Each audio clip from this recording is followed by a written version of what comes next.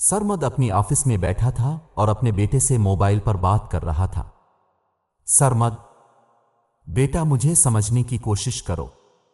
दूसरी तरफ बेटे ने कहा, बाबा जान खुदा के वास्ते अब मुझे समझने की कोशिश करें। मुझे जरीन से शादी नहीं करनी। मुझे इसमें कोई दिलचस्पी नहीं है। सरमद बोला, हैदर बेटा, इस तरह तो तेरा चचा मुझसे खफा हो जाएगा।